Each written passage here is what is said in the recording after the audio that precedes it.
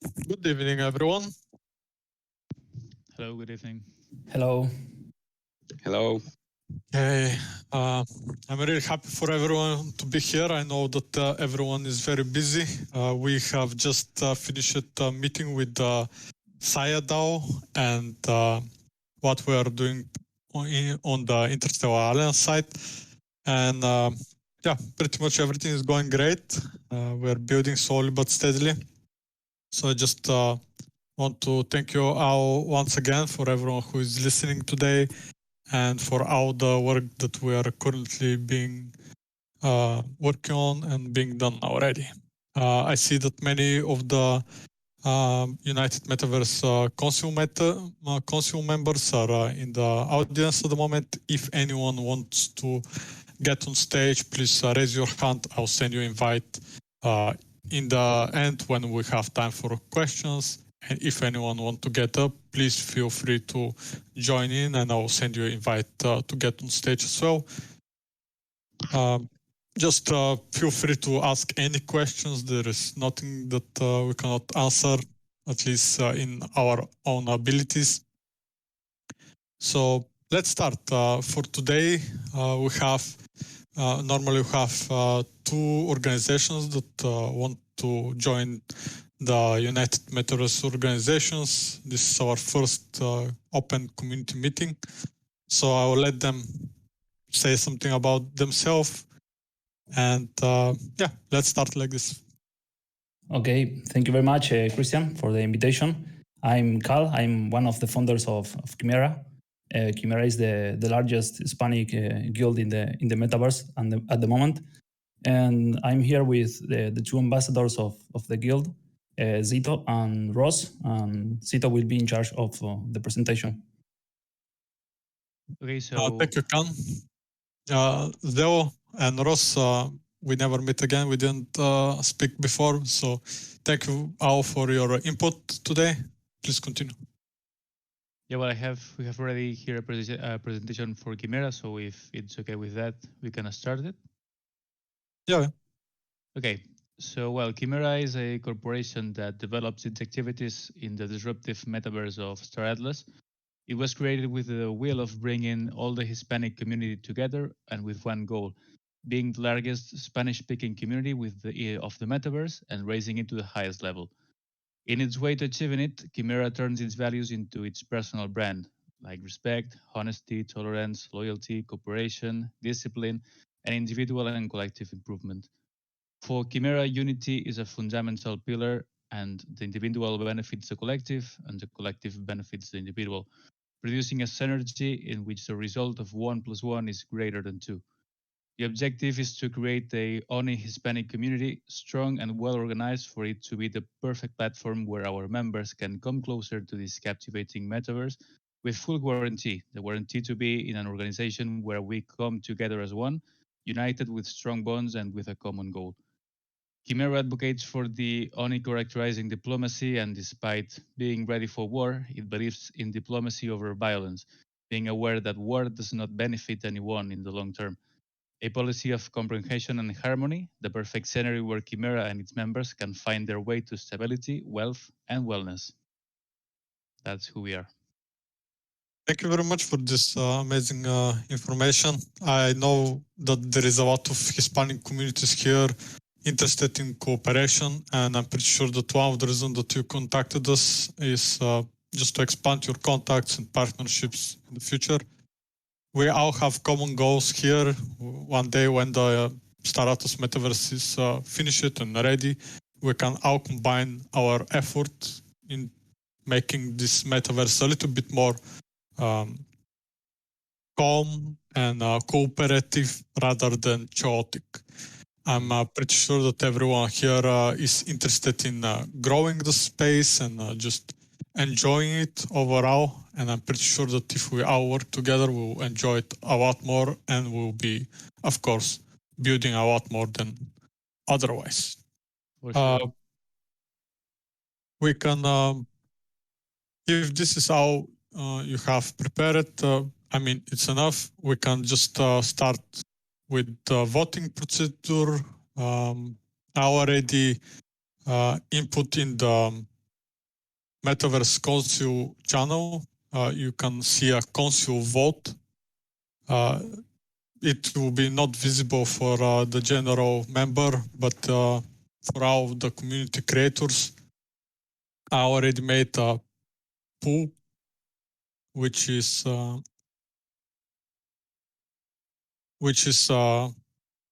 ready for voting. One day, I hope we can create the voting system in the metaverse, which will be a little bit more transparent and decentralized. But until then, we will just make do. So the question is, should the Chimera be accepted in the United Metaverse Organizations? Please vote with A or B or yes and no.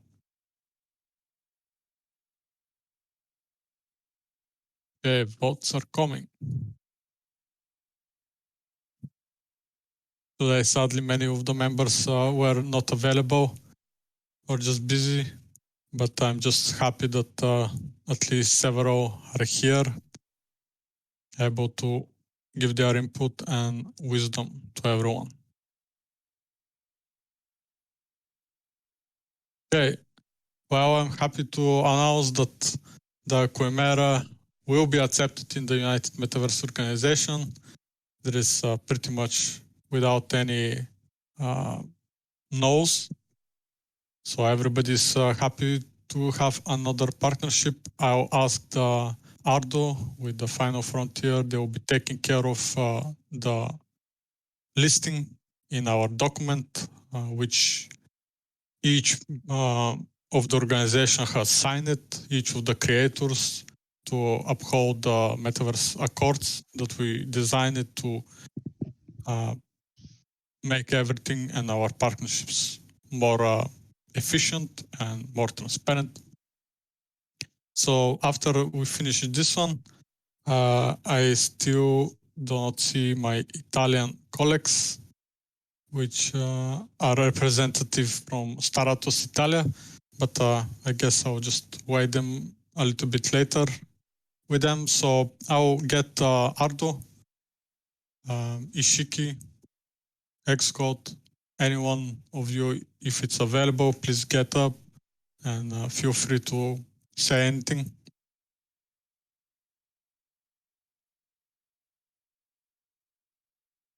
Yeah. Right.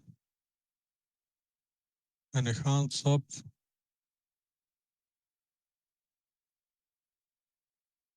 Good day, everyone. Can you hear me? Yes, Ardo. Let's start with Ardo. I know that there is a lot of things happening around Final Frontier, so I wanted to give them a chance to just speak up and say anything on their mind. Yeah, so thank you, everyone, for being in attendance today. Pardon my voice. I'm still fighting COVID. So it's definitely been a battle I'm trying to survive. But and thank you to all the other members of the UMO for being present. I know we're all doing great things. So the Final Frontier obviously has been very busy with succeeding forward, especially going into next week, which is Women's Week and Women's Empowerment, and releasing the New Year's Metazine, which is a great document that we have for the metaverse that can educate those who are new to it, that can it has the news and the latest and greatest for those who are already a part of the metaverse. They updated, as well as what's going on in Star Atlas, and then we tried to have an interview of someone who is a significant figure within the Star Atlas metaverse every month. And so, you know, if you are interested in being able to get your voice out to the world, you know, you can always contact us for that.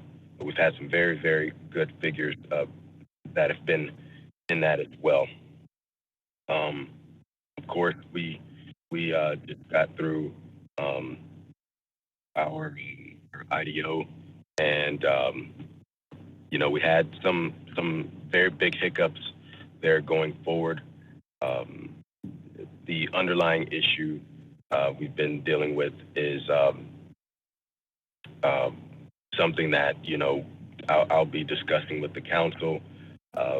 There are some attempts to strategically take down Star Atlas and or its largest organizations, and some people have already felt the weight of that with their organizations, either by trying to be bought out or being targeted. And so that is something that we must deal with as the metaverse grows and as Star Atlas grows. Christian, again, thank you for putting this meeting together. Where would we be without you, brother? I'm pretty sure that everybody over here, I'm not afraid that people will disappear. Anyway, just on the side note, Umina, your people can access the Metaverse Council meeting because it's a public one. It's not in the reserved channels that we previously used. Got it. Okay. So thank you, Ardo, for this. I'm pretty sure that anyone else is also interested in saying some stuff. I see Don Kane is here. Yeah. Hey, Christian. Thanks for having this. This is cool that we're doing this in public now. Yeah. I think it's good for the community that we, you know, there are some meetings that probably should be private, but I think a good bulk of them should be public and open so that, you know, the entire community can hear about this and what we're working on and whatnot. I completely think that we should start making everything a little bit more public. We are working for the United Metaverse Organization, and overall what we are doing from several months now. So I'm pretty sure that lately there will be more and more people over time who will be interested in what we are doing. So yes, we will be continuing making those conversations. Sure. I would like to real quick, Christian. So Ardo had mentioned something about there being an attack on Star Atlas. I hadn't actually heard about this. I don't know if this is the time and place to discuss that further, but I would be interested in hearing about more details on that. I actually also don't know much about it. Me too. Let's hear it. Yeah, let's have some info, Ardo. Yeah, so again, as Star Atlas adds to the team and what we have going forward with what Star Atlas is going to be, again, it's not just another game, right? This is not just another play-to-earn game. Star Atlas is a way of life. And governments obviously don't like that. They don't like us having a way out from under their thumbs. And also, we have some very large organizations that participate in Star Atlas, whether that's Interstellar Alliance, whether that's Equinox, the Alessio family, Deep Profits, BSA, Final Frontier. And so what do we all aim to be able to do? Partner up with Star Atlas and assist the growth of what's going to be an amazing metaverse for us all. How to best deal with that when it's easiest to target Star Atlas through the organizations that support it. One of the things we dealt with FRNT is that we had paid bad actors that were participating in a strategic attempt to take down the Final Frontier. And unfortunately, one of them being a huge investor. And so these are just things that take time through investigation, through on-chain data, even through word of mouth to get to the bottom of. But again, how do you stop a large organization from supporting Star Atlas? You attack it. And so... Look, I do think that it makes sense that there will be bad actors out there. Just on my personal opinion, I think that people just need to be careful with what they're doing, how they're doing it, and be a lot more prepared for any type of token offerings or anything related to Star Atlas in general when it comes to product development or tools development, right? Yeah, and we saw this with Polis as well. There was a lot of huge FUD going out about Polis, and of course the DAO side of things for Star Atlas. Again, Michael and his team have done a great job putting together what they have. But again, there's lots of games out there, right? And we've seen this in the traditional markets as well. We've seen it with the clown Zuckerberg himself. And what do? If they can't buy you out, they try to push you out. Oh yeah. And so we and Don Kane, I'm sure you're well aware of, you've seen this in the past as well. If they can't buy you out, they try to push you out. And so if we think that we don't have to face this in the metaverse, we better be prepared. I Definitely. completely agree. Yeah, Definitely. Continue. One of my biggest concerns with the infancy of DAOs is this idea of takeover. It's something that I've mentioned multiple times in public interviews that I've gone on, is that DAOs are in such infancy that we don't actually have like a fully developed, well, robust infrastructure on the political theory side of how to structure these things. And so when something's in its infancy, especially a revolutionary technology that threatens things that are much larger, even like you had mentioned, governments and large scale institutions, many different threats that are lurking in the dark, deep waters that where we don't have too much light to see. And I think that this is not just going to be one example. There's going to be hundreds and thousands examples of these different threats that are going to attack not only Star Atlas but our adjacent organizations as well. So maybe this is actually the perfect venue for us to discuss these type things, right? And it's actually, the silver lining is that we do have the UMO set up for, when things like this happen. Exactly. Yeah. And go ahead, Christian. I think that the reason that we created the organization was exactly to discuss and protect each other from this type of activities. Just I want to say something about, for example, the price of the Polis token at the moment that our tokens are down, and I was expecting this based on my personal experience and the information that I had, that the market will fall. This is what I was telling people.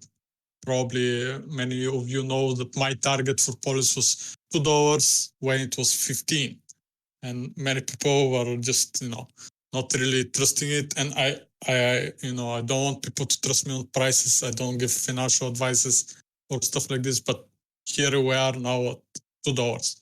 I think the prices will bounce and the market will get euphoric again in the following few months. So please don't feel under the weather that the prices are now down. Just the big players are buying, folks, and this is the only reason that those dumps are happening, right?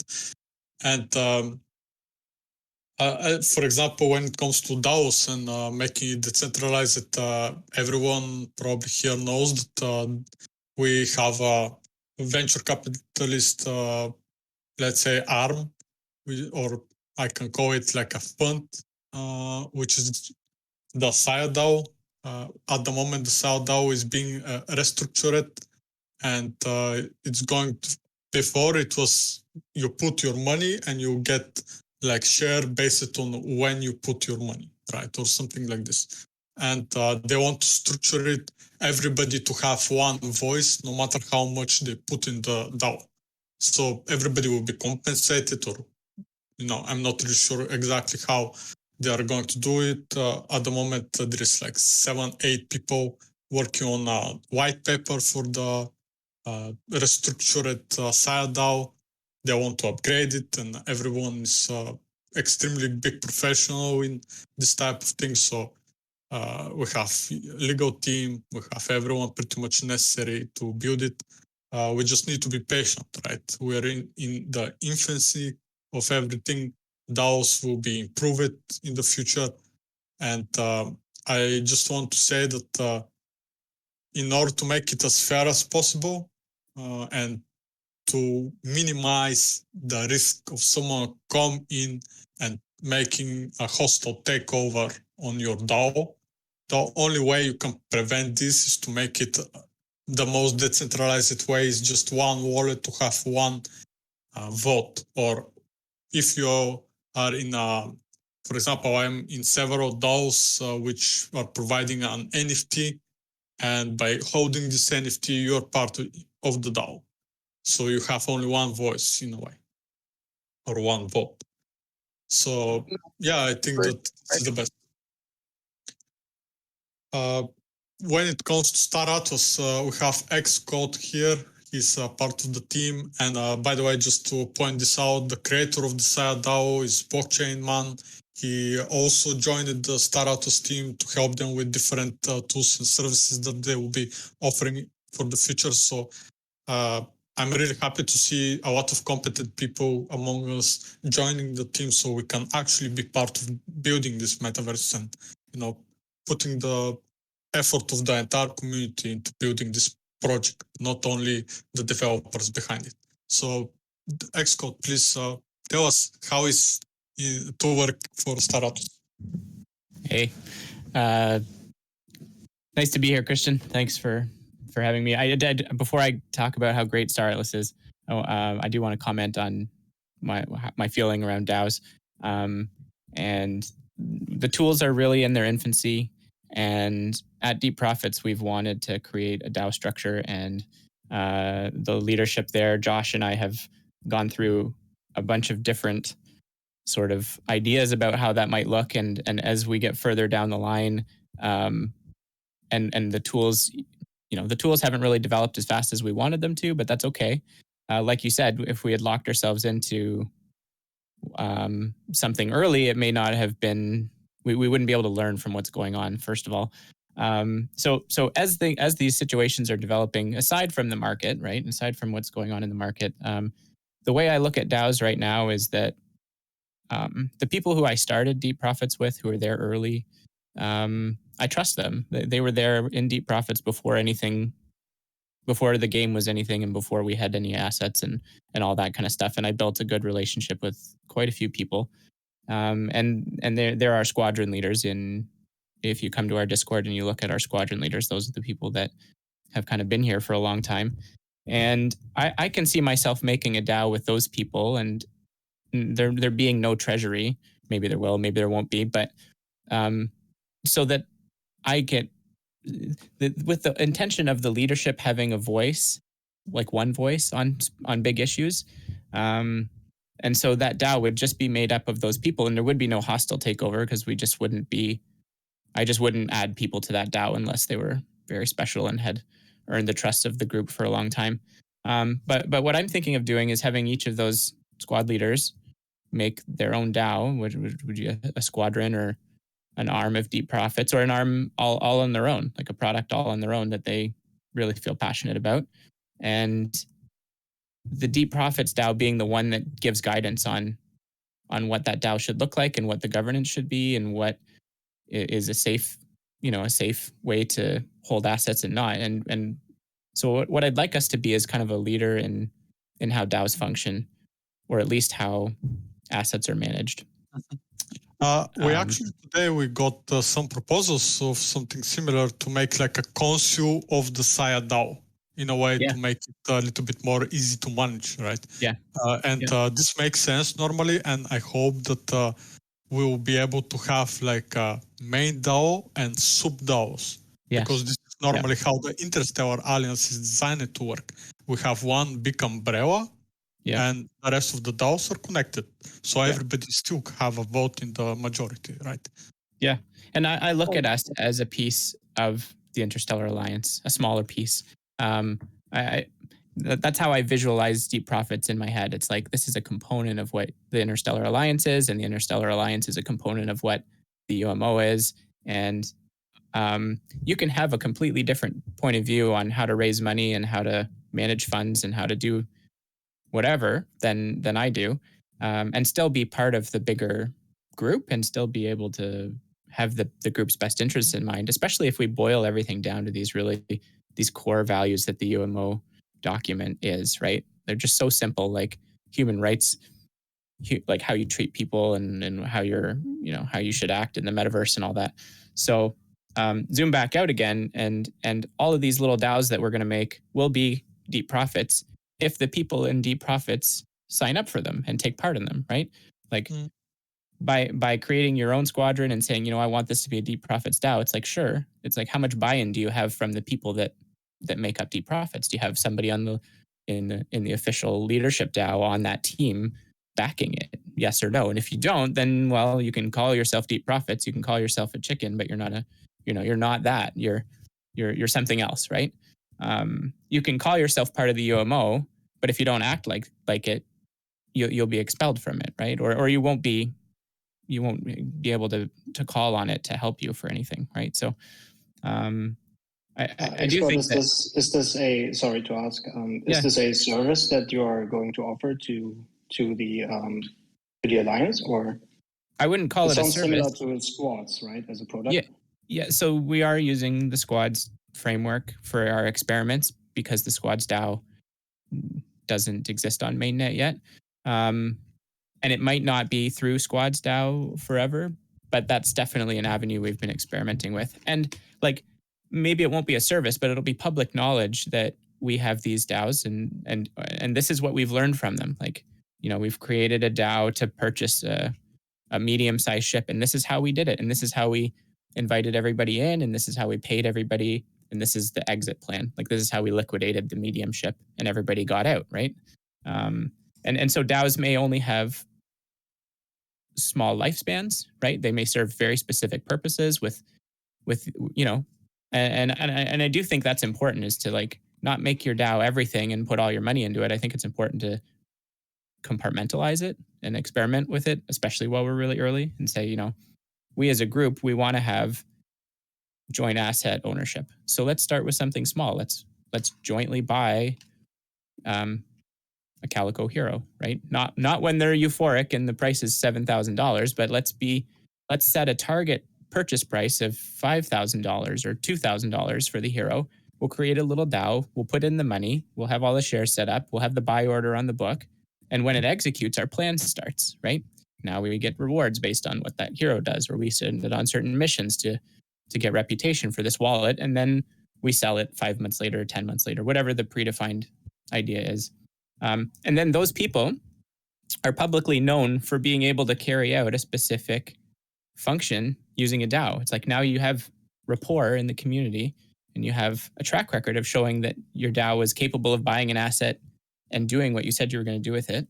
And so maybe next time you target a big ship or you target a piece of land, right?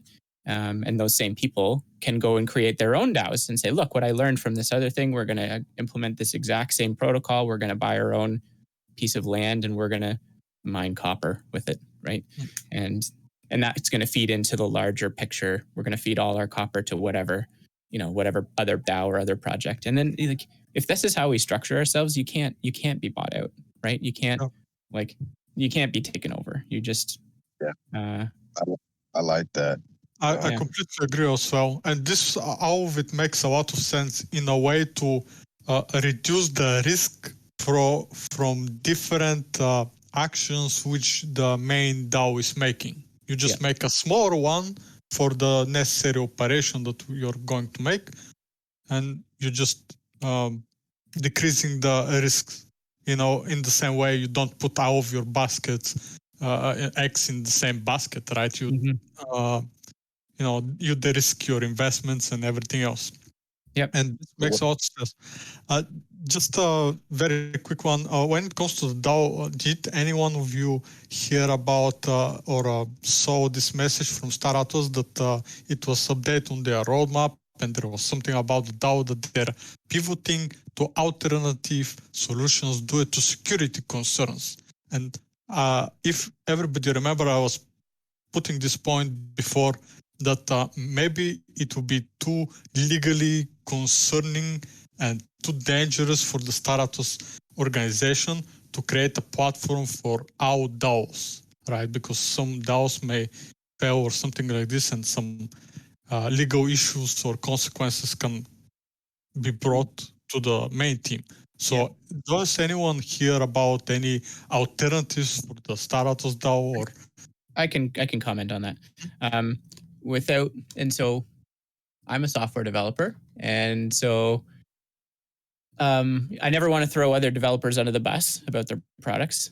And so when we say there's security concerns with the product that we were looking at, and they want to pivot, it's like, as we learn more about DAOs and as we see these different things happening, we want to make sure that we release the best DAO experience for people, the one that is the most secure at the time. And so if we had a solution in our mind and we were going to execute it, and now after a month or two of learning about how this solution was going to work, we thought this new solution is better and it offers more security and it's better for our end users.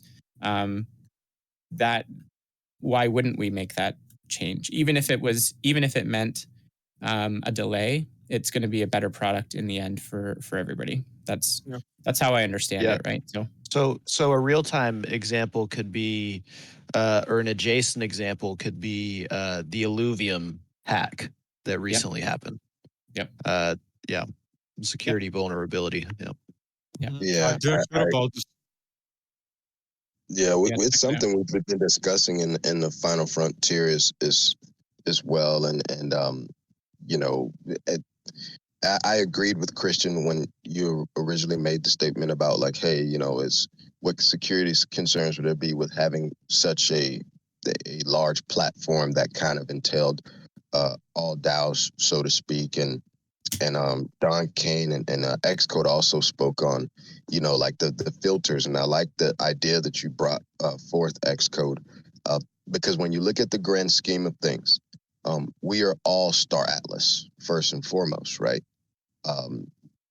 And then from there, we are all Interstellar Alliance, the first of the organizations.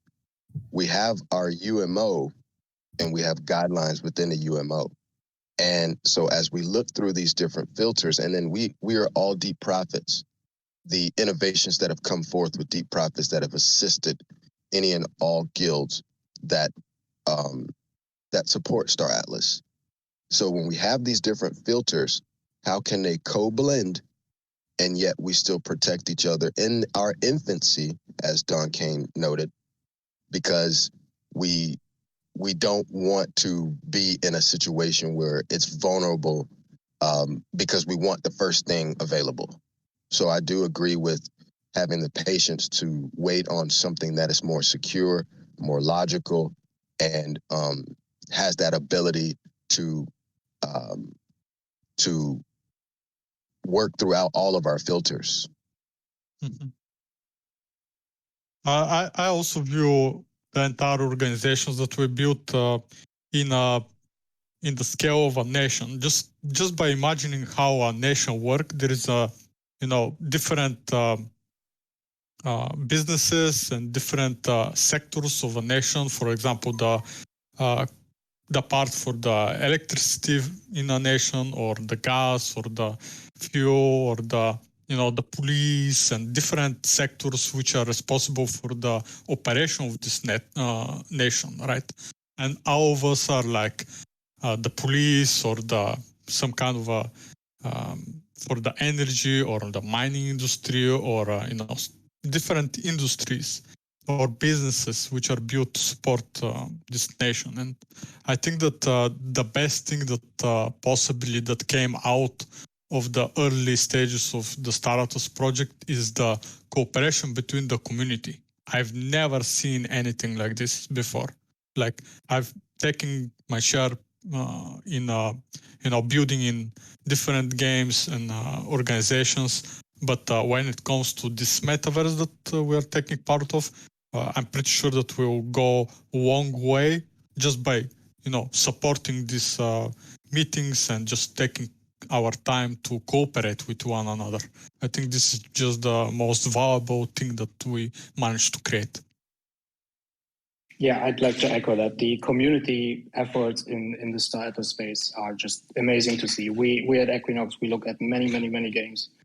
There's so many games coming out, but there's no game that comes even close to the community engagement. The Twitter spaces that are happening on the weekly, the Metaverse Council, the AMAs, and Star Atlas, the team, Xcode, you're here. It's always amazing to see you guys engage with the community. Yeah.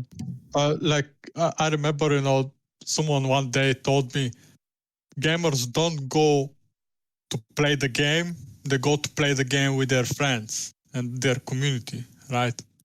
Even if the game is bad, you still go back just because your friends are there and just the community is cool and enjoyable to stay there, right? So if we build the community, we pretty much build half of the game ourselves, right? Because without the community, there will be no metaverse, there will be no game. Yeah. And you can see it. Right? A lot of the input of the community makes it into the game, right? Christian, you came up with the idea of a guild system. Yeah, pretty much. Yeah. But the idea that the community is the core of what we're building is prevalent in every meeting that I'm in, and I'm in a lot of meetings right now just because of planning and beginning of the year and stuff. And so first of all, I've never been in a company that's thought this much of their customer base or their community or anything like that. Like companies traditionally are profit driven, and then this community is kind of this secondary thing. Like the way Star Atlas works, at least my what I've seen since I've been there since December is that the community aspect of it is at the top of their list at every moment. In every developer meeting, it's how does that decision benefit our player base, right? And it's like, wow, it doesn't really, it's a great feature or it's something we really think is cool, but if it doesn't benefit us at the end of the day, it doesn't make it on the board. It's like the buck stops with the community and its benefits. So that's really cool. And something else that me personally, I found like it's hard to join a new company where I didn't know anybody, right, except Blockchain Man, and feel like, well, and Kane as well, but to join a new community or a new job and feel welcomed right from day one and have this sense that everybody there is welcome and is happy to be contributing and is like really passionate about their work is something really unusual. I haven't seen that very often in my line of work. There's always kind of this sense of people are here because they have to be here because of XYZ situation. And then on the flip side, everybody at Star Atlas is like passionate, right? They're really passionate. They're very talented. And I'll keep saying this, like the people I'm working with are brilliant, right? And so from a product delivery point of view and like looking at the different things that they want to deliver, put all the market aside, put Atlas price and chips and Polis aside. It's like there is a dedicated team of people, brilliant people who are really passionate about delivering the best game ever. so I like that. Yeah, and I walk into work. That's what I see every day at work. It's like, okay, it's like forget all this other noise that's happening in the market. And we like Christian said, we know that the price is going to go up and down, and there's going to be times of what some people would call drought, but like this is opportunity as far as I'm concerned. And then there's going to be those euphoric moments where it would be prudent to take money off the table and put it in your pocket, but the euphoria kind of kicks in and you keep buying ships instead of selling them, kind of thing. But anyway, so I second that, man. And you made a good point about the community Xcode, because if you look at Blizzard, what did they do wrong? They did not grow the community with support and they ended up losing a large portion of their community because of how they treated their community and treated those from within. Blizzard had the opportunity to be untouched when it comes to innovation, when it comes to gameplay, when it comes to community, especially with World of Warcraft. And they lost the community. They lost the support of those from within the team because it was very selfish decisions made, and a lot of people got hurt along the way. And seeing people plead with joining this community and joining the team, I've not only never seen this before, but look at the organizations, right? We are all building roadmaps based off of the Interstellar Alliance setting the tone. When you look at our internals, I've never seen an organization literally lay out like a family, like the Alessio family. It's literally a business that's a family. That is rare to see in these day and ages. It's really rare to see. And also the cross communication, the cross support that we're able to call on each other, even though we're separate organizations, but to fall under the UMO. And again, the UMO is the first of its kind in the digital space. There is nothing like it. And Christian, you know, I'd like to know your and Don Kane's thoughts on that, right? The community within the community. Like, go on, go first. I think, I can be real quick with this. I think one thing I've like kind of like a metaphor that I've been equating this community to is almost like, so when you take a layer 1 blockchain like Solana, you've got layer 2 blockchains on Solana that give it efficacy, right? That make it attractive as an L1, right? So like the more apps, the more decentralized applications on top of Solana makes Solana it gives it fundamental value, right? And it's crazy to me that Star Atlas being a layer 2 solution, it's almost as if these guilds, as if the community is a layer 3 social chain. Does that make sense? Like a layer 3 social organization on top of Star Atlas, right? Which in turn gives Star Atlas value. Yeah, and maybe we seem like a layer 3 right now, but I can tell you that we're intended to be a layer 2. Like, sure. Like the products that we're delivering as guilds are the team is saying, how do we make this more easy for those products to be a legitimate part of the Star Atlas metaverse, right? And so maybe we're operating on a kind of layer 3 kind of thing, but the long-term vision is that everything that we build can be bolted onto the game, and that people can legitimately own their own storefronts in the game and have their own land in the game and all that kind of stuff. So, yeah. I see the metaverse as an entirely new society, which is being built in alternative way. Because, you know, everybody understands that our world at the moment is going through pretty harsh times, both economically and socially. And one of the reasons that I started building the entire community was to just build this alternative society, which can help create value and help each other through those alternative ways. Because for different reasons, for example, some people are, not allowed to leave their houses. Like, if anybody tell me something like this, I don't know how I will react, but for sure I'm not going to be, very happy about it and just sit down and just wait for someone to give me permission to leave my home. But of course, this is just my opinion, and I'm pretty sure that everybody has their own, and I respect that. But what we are focusing here is just exactly this, building this alternative society, which will be helping each other in the future when the hardship comes. And this is just my personal humble opinion towards everyone. If anybody's thinking that at the moment is bad, like, I'm pretty sure that it will be worse in the foreseeable future. And I really hope that I'm wrong for everybody's sake. Because if what I'm hearing is actually right, we might see very huge issues coming in the future for both people's finance and freedoms. And I don't really like any of this. So I'm personally, when I started this, I was in a war mode situation.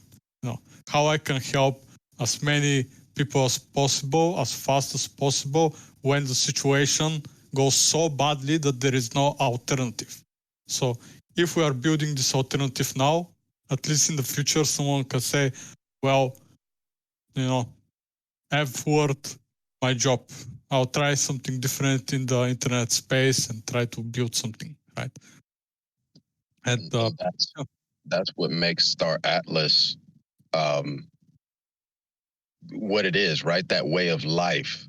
I know the X code's on the inside looking out, right? But as you speak, Christian, about the things that are possibly on the horizon, what we can possibly do as our communities, as the UMO, to best help our sub communities, right? Through that battle, and looking at that way of life, what does Star Atlas do, right? Jobs are taken away, we can earn through Star Atlas. Careers taken away, we can get a career through Star Atlas. Society's taken away, we have a digital society, an alternative society through Star Atlas. And to a sense, to organizations that will shut down because of what's to come. Again, what does your outlook on that say, Christian? What do you feel the best way ahead is for us, between you and Ishiki and Don Kane? My personal thing, what I'm doing is I'm putting all my skills into the development of any tool or service or any individual competent enough to build those tools or service for himself, for his own business, or something else. I think that everybody can, the best thing that we can do is just, not force, but just uplift people who have the interest, the knowledge, and the capability of taking the responsibility on their own shoulders to build anything for themselves, for their family in the metaverse. For example, if you are a good artist, I think it's a good idea for the communities, for the guilds to find some kind of a small job, even if it's a small job, for those artists to start from somewhere, right? So if, like, I'm never gonna forget a couple of years in the back, I was making some, I like to write and read, and I was thinking to make some comic books and stuff like this. So I employed someone from Argentina to make me a couple of pictures, right, for examples. And I never gonna forget, how happy he was that I get him to work for me through the internet and to get money from me, just because he was a good artist and I paid him, right? And I think that, this type of just of one project can completely change your life and your mindset of how you're creating value for yourself and your family. And if we are capable of creating as many projects as possible, more and more developers and artists will be needed. And even if you're not good in any of those things, everybody's opinion is very valuable. Most of the good ideas that are going around the communities are given to people who just had some experience in their life, and they just came here and give it to us, like their idea, which we are sharing with everyone. So far, I met some incredible amount of people who are all extremely competent in different fields. And I'm pretty sure that if we are able to get all of those brains and we incentivize them with various ways, either to just paying them salary, or we create some kind of a product which they can get part of or share of, to incentivize all of those intelligent people to stay here in the community and to just grow it and to just work and build. I think this is the most valuable thing that we can do, because in this way we are bringing funds and brain power. And this is the most important thing. We are living in a society where we need to have food on our table, so we need to earn something out of our effort. And if we can manage to create this, I think that in the next few years, there will be not like a couple of dozen of developers among the community alone, but there will be hundreds, thousands. We do not know where all of this will go in the future. But I'm pretty sure that the future of business, of companies is digitalized. Everything will be digitalized, and many of the old companies who are not quick enough to adapt will cease to exist. This is just how I see it. And I can't be sure that it will be on the short term or the long term, but I'm personally waiting for complete interoperability on the payment system, which we are using at the moment. And you can go buy yourself something from the shops and in the crypto space. Eventually, all of those two worlds will be connected. There will be full interoperability. So we need to think, okay, when we have this interoperability and we have all of those projects, it will be much more easier for us to pay people, and those people will be able to buy their groceries or whatever with the money that we're paying them. So I think that we need to just focus on those small things, how we can build useful tools and services for the future. That sounds absolutely amazing. Shiki, did you want to add to that? Yeah, I think it's just such a tremendous time that we live in terms of technology. I mean, the whole crypto space and NFT space is so full of brilliant minds, a lot of brilliant minds here on this table. And you can, anything you're excited about, anything that you're passionate about, you can do something with it in crypto and NFTs, especially NFTs. There's so many use cases. If you're an artist, you can get started. And I'm just excited. We can build a real empire here, become the NATO. And what I think we need to focus on is, small steps, really, because we're all people that are visionaries, and we can all sort of see what kind of future might be coming. But we need to get there, right? So I think we should take it step by step. Yeah, I think we all should stay level-headed, right? And to not get too overly excited. But we need to, know those steps, how fast we need to take them, and how safe those steps should be, right? Because we can start running, but we can trip and fall down, break our heads. So we need to be careful with all of those projects that we are issuing to not become a failure, right? Because some failures may not kill us, but can ruin us. So we need to be, all of us, careful with this. Agreed.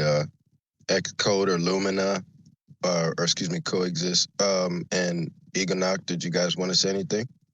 I think Elgonacht is at the moment conducting or will conduct a book meeting, and they will be having some races and exercises for the future. So I'm not sure if he's here, but I hope he can join us. Hello. I am indeed.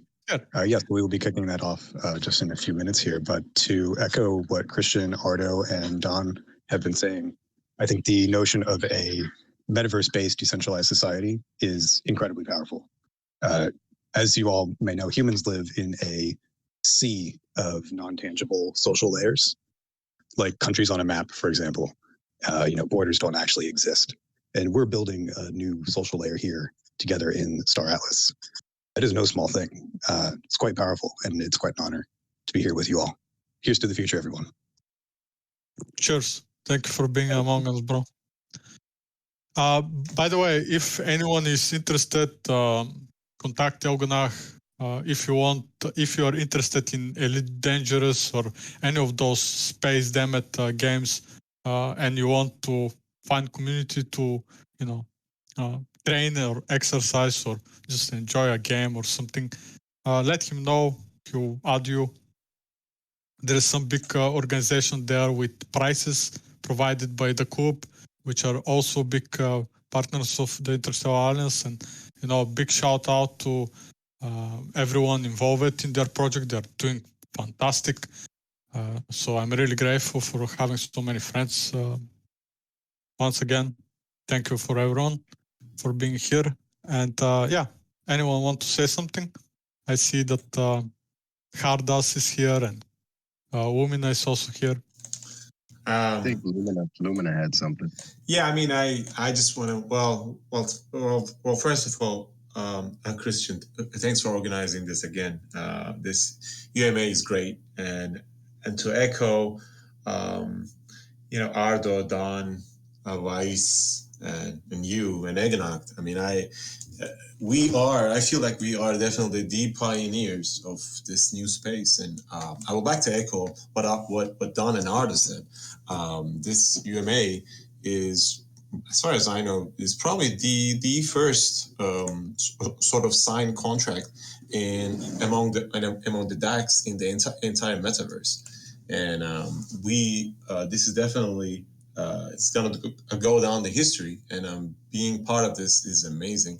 But making sure that this space is a safe space, and also people can enjoy it, and also earn at the same time, and create these type of possibilities, equal, maybe not equal pay, but equal opportunities for the people who are out there in the second world and third world countries. This is really a big thing.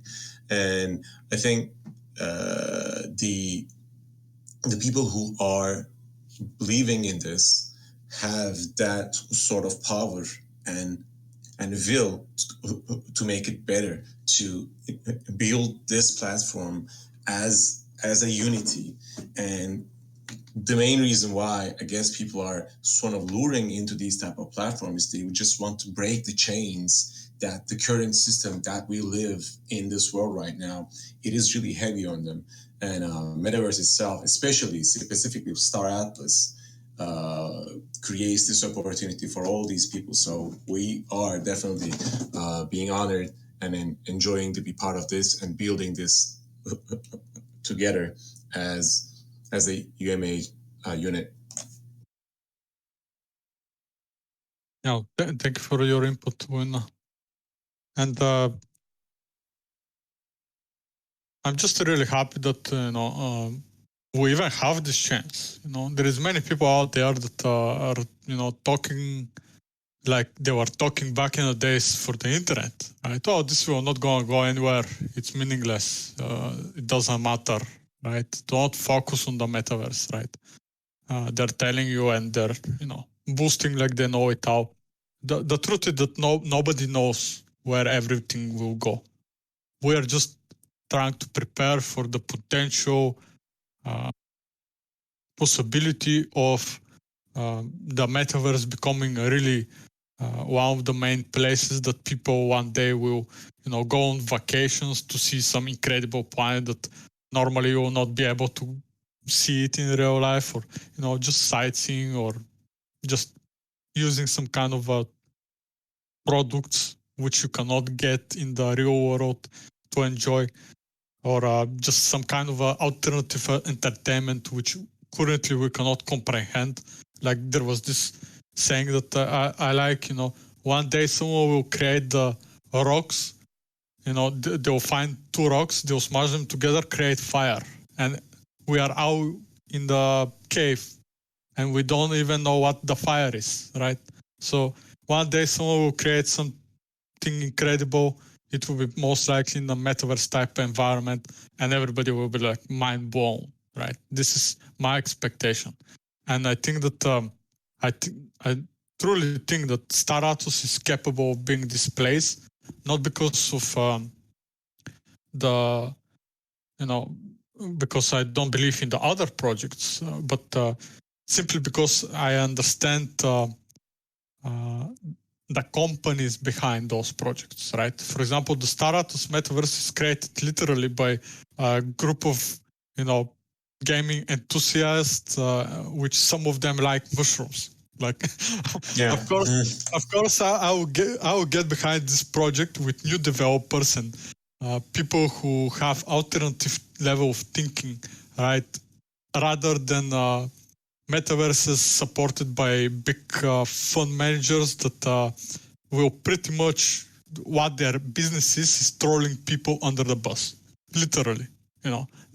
Their business model is to destroy other people who put their money in the same project as them. Like there's many hedge funds and capital ventures that are working exactly in this model. Of course, they are not going to tell to the people, straight away, but pretty much all the rest of the metaverses and organizations that I was seeing being built like 1 or 2 years ago, they're all, those people are all over them. This is the only project that I managed to find which was not backed by some extremely shoddy people. For example, I know that Sam Bankman, from FTX is backing it, and I think that he's very genuine person. So I think that the people with him who backed the Star Atlas project are not the best of the best, of course, but better than the worst. All right. So I really think that this project have a lot more potential, pretty much because of the community and the people behind it, rather than other projects. I'm pretty sure that many of you felt the same when they were checking and making their research on it. Everybody has probably different amount of research, but I was really, putting a lot of effort in finding exactly with who I'm going to deal with in the future, right?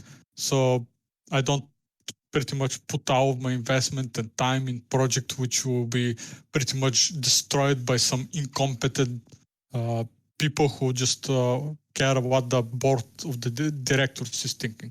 For example, one of the reasons, I remember Ardu mentioned World of Warcraft, and they were bought by Activision or whatever was their Activision. retarded company. And anyway, they pretty much, it was their fault. The moment that the old owners sold Blizzard to them, the project died, in my eyes. Because I knew very well that those people care only about the board of directors and how much bonus we can get. From those who don't follow the news, Microsoft bought them like last week. Or at least they will be buying them. The news came out. I don't know if the contract is signed, but from what I know is that Blizzard and all of their games eventually will be on a blockchain, or they will have brand new projects which will be built on a blockchain. And you all know that Facebook also rebranded to Meta, and all of their projects are also coming into the NFT and token space. So I think the entire place and where we're going is the right direction. We just need to make sure that the people we are dealing with are competent enough and have our best interest in mind. I agree with you, Christian, Christian. Sorry, Arden. I have a proposal for you, Christian, but also I was going to say, excuse me, dying over here. Don also brought something up earlier as well, when he was talking about how we protect ourselves. And one of the things we did is, and I encourage other innovative projects to do, right, is until they get to the bottom of the whole government thing with Facebook having the ability to listen in on conversations and things of that nature, don't share any of your innovations on their platforms, especially in a time where they're looking to be competitive in the metaverse and blockchain space. I'm sure you've all been there where you've talked about something in your house, and next thing you know, you get on Facebook and you're being advertised for it, even though you weren't searching for it. Actually, this happened to me or to my friend mostly. So I'm seconding on this. Be careful, folks. Like, I don't know if they're listening or how they're listening, but some weird stuff are happening, and people are noticing, and nobody's saying anything, which is the reason that people should be concerned. Exactly. And remember, Zuckerberg owns Snapchat, he owns Instagram, he owns Facebook, he owns Oculus, or a part of it, whatever it is. But be careful where you're sharing your innovations and talks about your DAO. Be careful, because you never know who's looking to throw money at taking you down or stealing your innovations. So layers of protection go beyond just the physical protection of your organization, such as being registered as an entity and things like that, which we've spoken on before. But he's been under investigation several times with how he's receiving information from people, and it's went away obviously with money under the carpet, right? When you completely violate constitutional rights and you don't get in trouble, there's obvious money under the table. But what I was going to also propose is, and I know some of you like to stay anonymous. It doesn't mean that the pics would have to be shown publicly, but I would love for all of the leaders of the UMO to get together and we all have a picture. We're historical. We should embrace it. I think we should all link up someday at an event and have one massive photo of. I would love to be able to shake the hands of all of you in person for what we've built. Ardo, I'm sorry to interrupt, but actually I was going to propose a very similar thing, because when Christian, you started a discussion with the UMO, and people are bashing Star Atlas, some big whales or big investors trying to go after certain DACs and whatnot. I think I was going to propose, which was pretty much similar what you just said. As UMA, we can just get together on a video conference call or something, and then maybe share this on the social media, and try to show people that unity and what we are trying to build. So I'm definitely supporting what you just proposed. I think that's an amazing idea, Lumina. Yeah, it's a pretty good idea. I was actually really liking what the community here in Iceland, where I'm personally based. I'm not Icelandic, just I live here because I enjoy it. But there was this game, I always forget its name, but it was pretty much the oldest sci-fi massive multiplayer game that people are enjoying, and they were making those meetings here in Iceland every year, right? Because the creator were Icelandic. And I think that it would be cool one day to make something similar.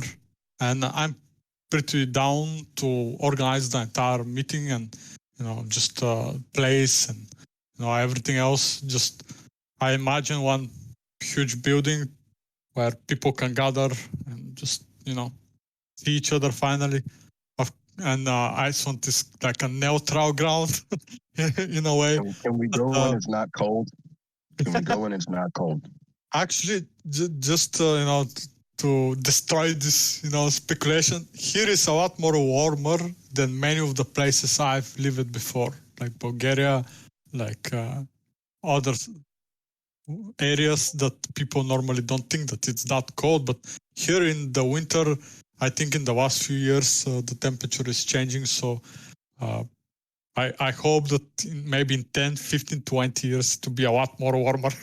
But yeah, it's nice overall. The summer is the best time to travel here. It's very, very beautiful. But the winter has the aurora nearly every night. So this is one of the reasons that I'm here. Really nice. Anyway, this is just a side note. I think it's time for some questions from the public. So I'm sending invites to people who have some questions. Please feel free to get up. Feel free to ask any questions, any of the participants. On that note, I actually have to go. I've got friends arriving right now. So it was lovely chatting with everybody. Thanks for being here and for taking the time. See you later, Scott. Thanks, guys. Take care. Okay, Hux Phoenix is on stage and FFG JD. Any one of you can start first. Please feel free to ask anything. You need to unmute yourself. Yeah. Hey guys, thanks for bringing me up. So I kind of have a question in regards to what Ardo was just talking about.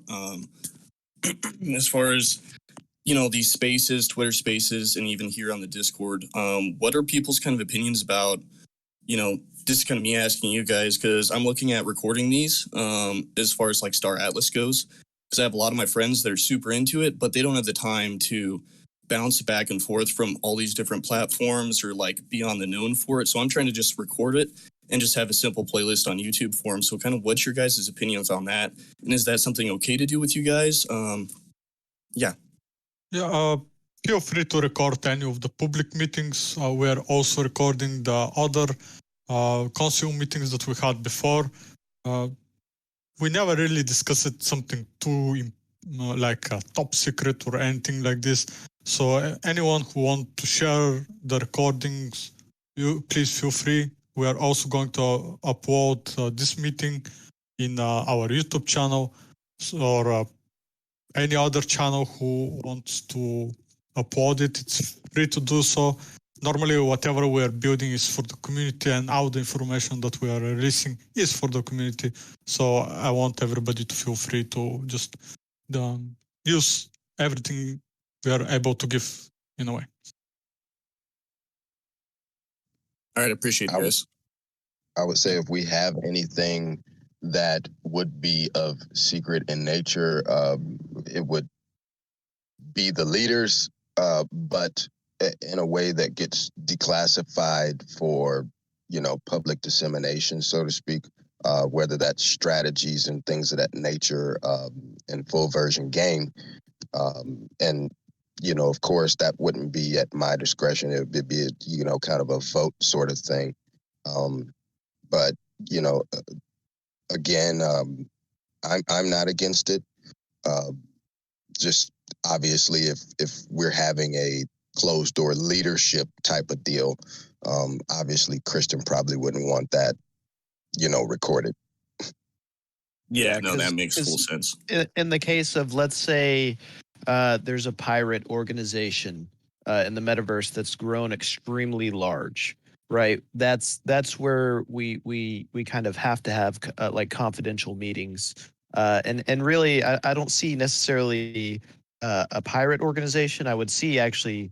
I would expect like a large organization like Facebook having some sort of rogue entity in the metaverse that we would have to, you know, conceal a strategy that Ardo mentioned would eventually be declassified. I also agree. And when it comes to, in my personal expectations for the metaverse, I think that there will be a lot more bad actors than most people think. You know, because at the moment, everybody is thinking that this will be a normal game. There will be no consequences. I can go destroy someone's ship and take it, and that will be very entertaining and fun until someone comes for you. So anybody who is thinking to, be a pirate or something like this, that's fine. They can even be from the Interstellar Alliance. That's totally fine. You can make your own gameplay, but if you are planning to attack people without any reason, you're on your own. If they decide to come for you and they tell me, hey, he stole from me, I will not go interfere. This is just my personal thing. I'm pretty sure that the majority of the people are more willing to cooperate rather than go around and destroy other people's work And I think that the majority of people who are going to be active in the metaverse will be in this way, with the same mindset, in the same way that in our society, if we can even call it like this anymore, the majority of the people abide by the basic rules, right? Don't harm people, don't steal from them. Like, I think that the majority of the people are much kinder and much more compassion and just incentive to build rather than destroy. So I think that in the same way will be the metaverse in the future. Yeah, and Don, we could also have, so like one of the things we use in the military is the levels of classification, right? Hey, this information is beyond top secret. It is damaging if it gets out. Down to, hey, this information is not damaging at all. It's okay for public access to the information. So that way there's kind of like a guideline of what we're talking about and or sharing. And also to reduce bad actors getting a hold of it. Like Christian said, it seems all good and fine and dandy now until the wrong entity gets a hold of the wrong information. Well, the reason that, for example, when I have something very important to discuss or it's pretty much nobody else's business, I just contact directly the person and just, give him the information that I need to share with him or whatever. So there is many different ways to share information, and just like Ardo say, in the military, you have different stages on the information. It goes from the commander-in-chief, down to the officers and the rest of the soldiers. So it's pretty much like a broken telephone. Some of the information never goes down, right? So pretty much the same will be in the metaverse. For example, the people who just want to fly their little ship and, mine some resources don't need to know everything which is happening in the backend. It's just going to be bothersome for them, right? One time, someone told me, just to minimize the information that you're giving to people who are not concerned with it, right? Because there is a lot of people who, even if they know something, there is nothing for them to do anything about it. Yeah. And you spoke greatly on that just now, Christian. The commander needs to be concerned with what's going on with his other companies and his actual company. The squad, the platoon leader needs to only be concerned with the left and right platoons in his own. The squad leader is only concerned with his squad. And then the private is only concerned with his team. So layers of information flow is definitely something that the UMO considers for protection of what we do and protection of our sub-communities. Does that help you out, Jedi? Yeah, and that definitely makes sense because, coming from a military background, I get all that. And I definitely see that being a good method of just operation too going forward. So, yeah, I think it's pretty good. Lux Phoenix, if you want to say something, I give you permission on stage, so please feel free to unmute yourself and ask any question. Also, Bauduron, I give you an invite. If you want to join, feel free to ask any question. And Mr. Nobody, I send you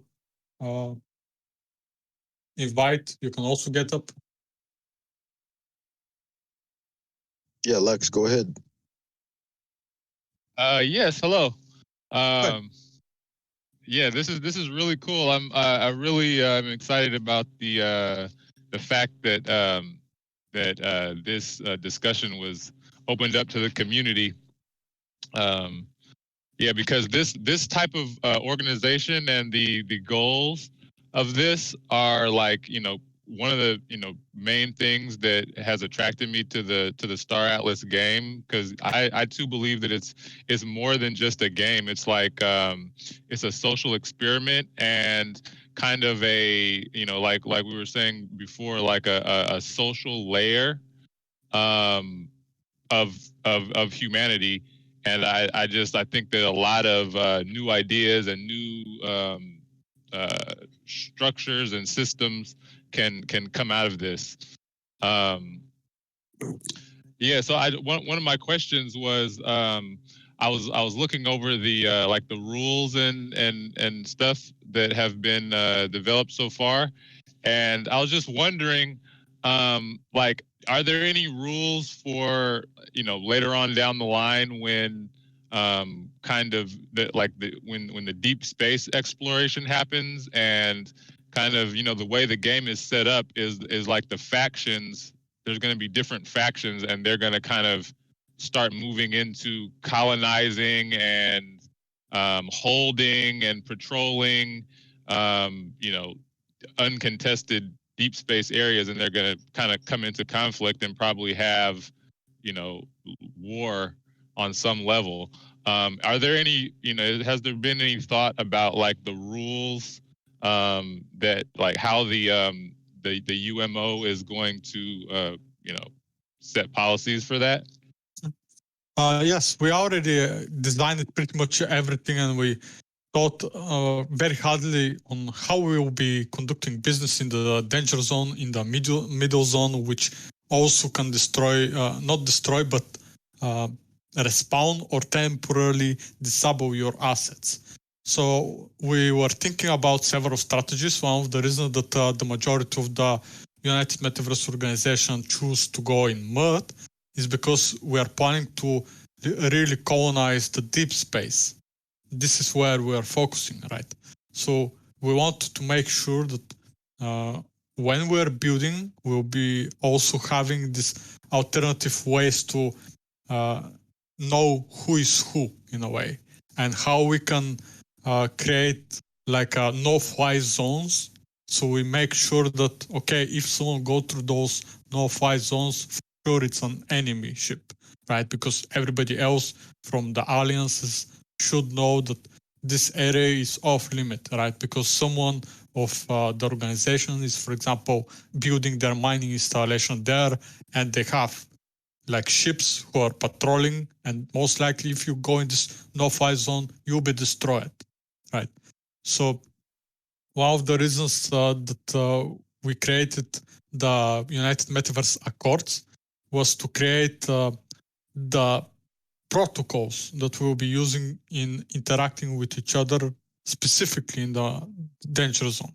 For example, how we are going to conduct business through each other, right? For example, we will need to make sure that we will be able to make business deals between each other, but they need to be fair, and they need to be for everyone. For example, if someone wants to buy iron for 100 gold from me, for example, right?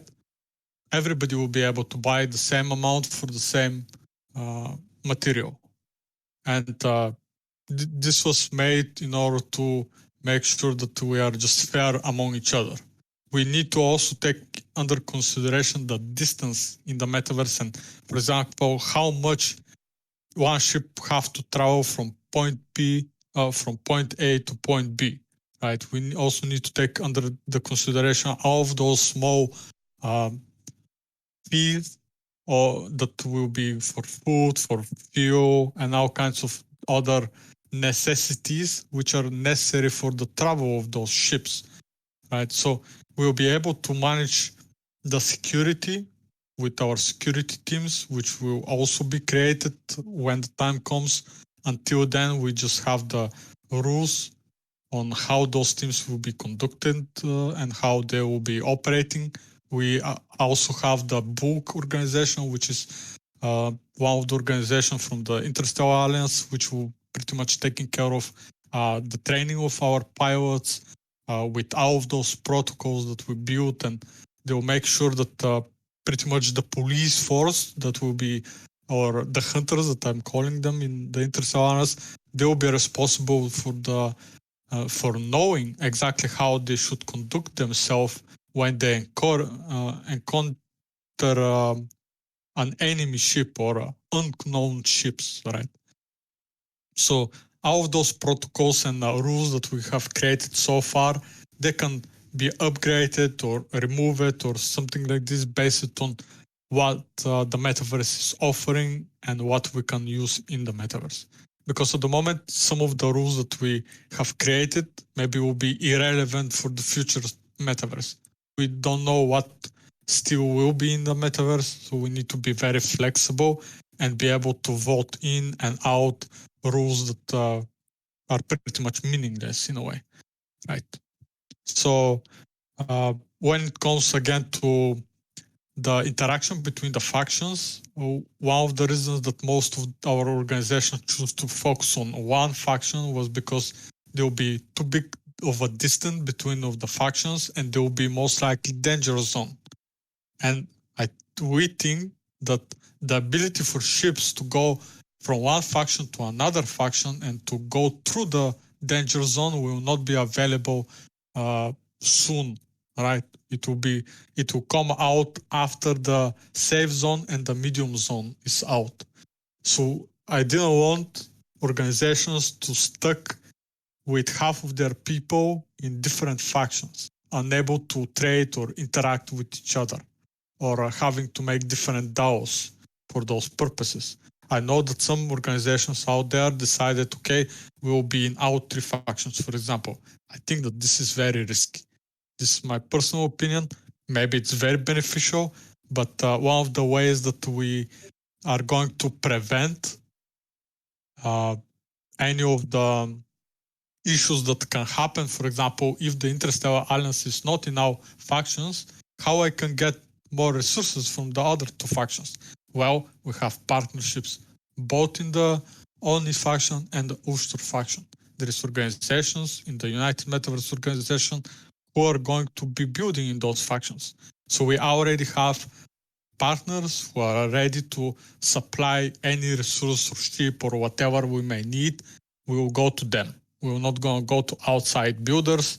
We're just going to, have a circulate economy that we can just, okay, I need some security pilots. I'll call the Final Frontier to send me a squadron or something like this. Or I'll call the Coexist guild. Maybe they have some resources that I need. And I'll pay them, right? And I think that all of those organizations eventually will adjust themselves and everybody will get a little bit more used to it when we have the experience of those trade and all of those different cooperations that we'll have in the future. Just at the moment, most of the things are just on paper or just in our heads and we're just sharing the information. But overall, it's really good that we have so many connections because, if you have 100 connections who are connected to other 100, you're connected to the entire planet. So I'm positive that all those connections and tools and services that we are building now will just going to exponentially grow like a snowball effect, and everybody will be able to create a lot more value for themselves and their entire communities in this way. It will be much more efficient economy between each other. Okay. I see that, Phoenix, do you want to say something else? Yeah, I was just gonna say thank you for that explanation. That really helps me kind of understand a little bit more. Also, I was gonna say I think it's important to look for ways to communicate the expectations and the rules that are agreed upon by this organization to the larger community, so that everybody can kind of, even if they're not everybody can follow the rules, and we can build a prosperous economy together. We were just trying to make it like a level playing field document, right? Which is simple, which makes sense, right? So we are able to, just be not only just good in the eyes of the entire community, but the entire community can join in and out without any issues, right? This was the goal. How we can make like this decentralized community, which is able to help each other, right? So, yeah, I agree. It will be, in the future, it will be a lot more like easily to access. For example, we are building a website at the moment for the Interstellar Alliance, but we'll have a section for the United Metaverse Organizations.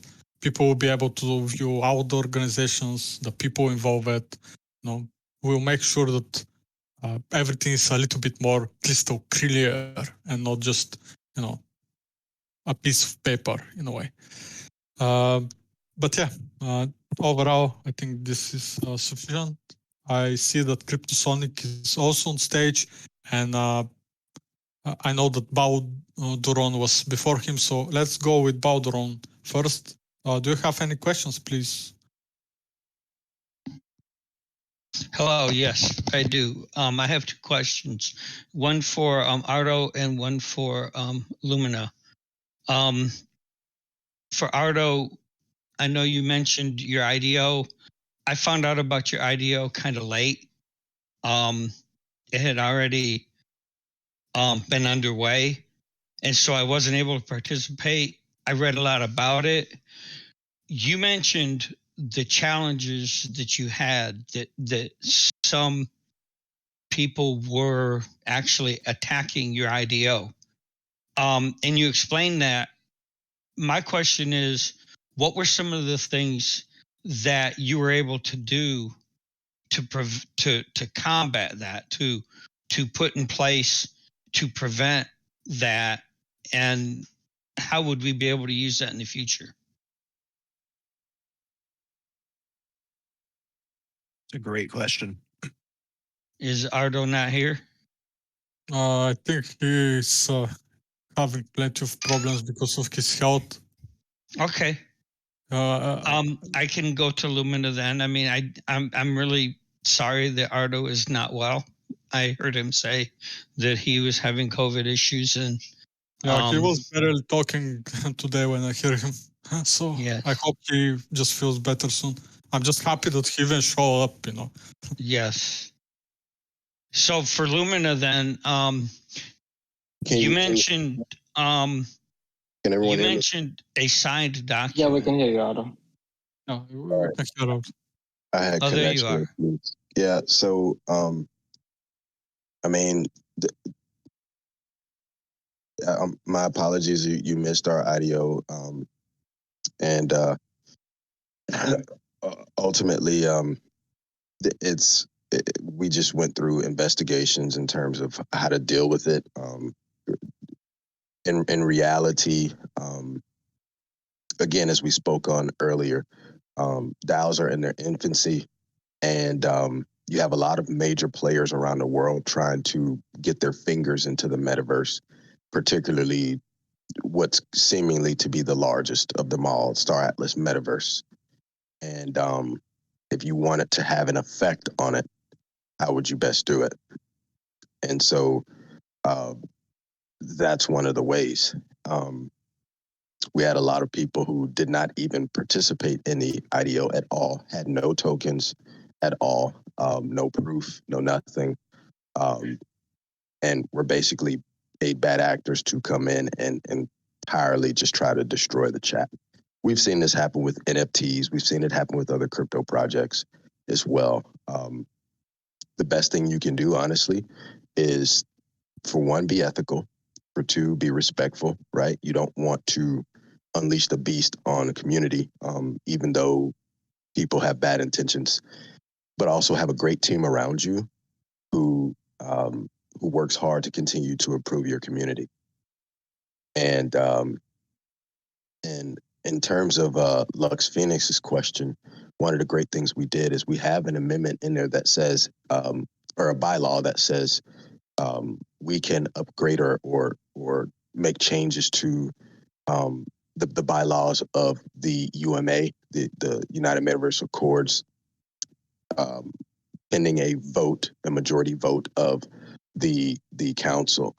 And also, we have cross councils in our Discord. So, for instance, all the leaders of the UMO have council ranking in my Discord, so that all of Final Frontier community knows that when they see that red name pop in, that a UMO leader is in the room, and they will pay heed to them because they earn that respect.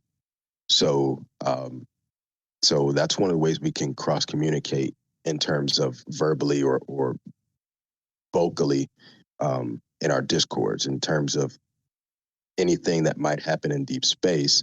An example would be if I have a member who goes rogue and attacks Interstellar Alliance. I may take action against them, but according to the UMA, if you acted as a rogue, you will then be sent forth before the council. Now, Christian has his decision.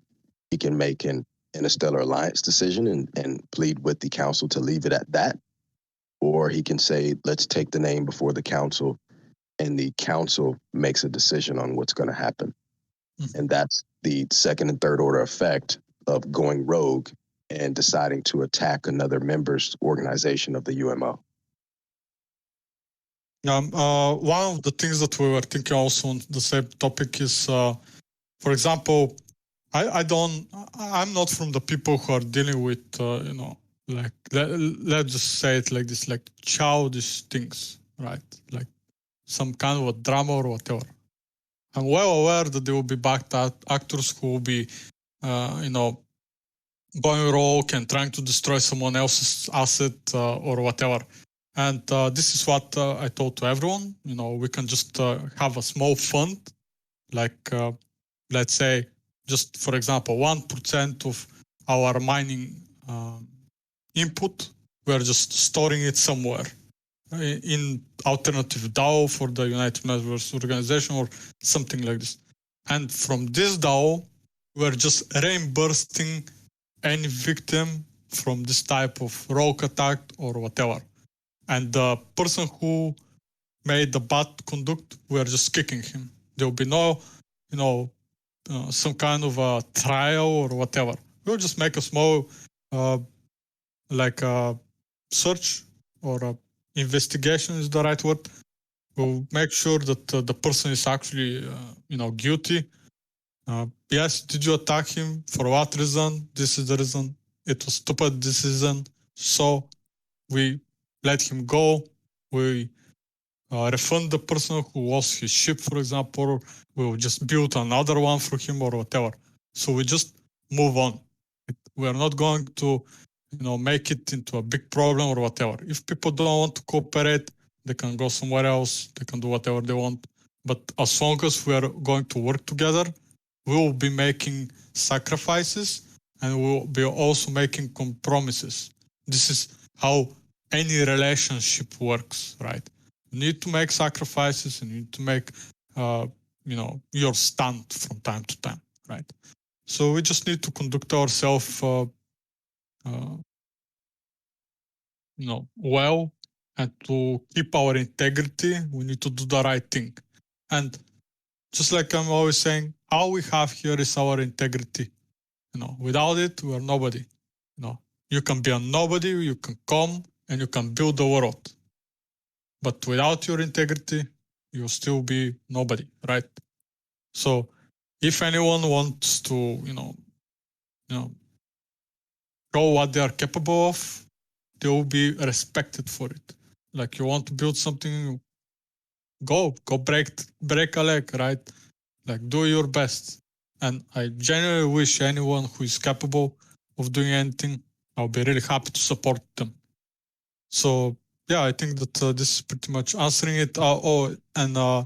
Just my personal opinion on what happened to the IDO of Final Frontier.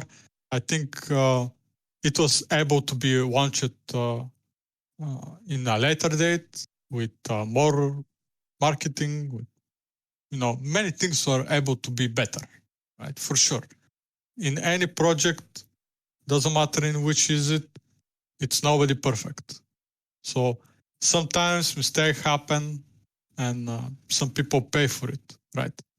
So, my personal opinion, Final Frontier will go stronger from this issue that happened in their organization, and they'll move forward, right?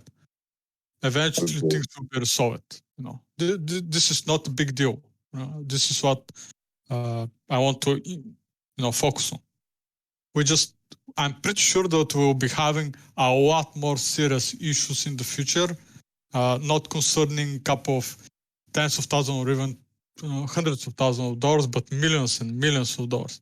And I want people to take all of those lessons that we are learning early on, all of the mistakes that people are making, and learn from them, because this is how you're becoming wise. You're learning from the mistakes of your peers, and you move forward, right? So I just want everybody to, be responsible, learn as much as they can from our mistakes, because we will be making mistakes. That this is for sure. It's new space, and nobody's perfect.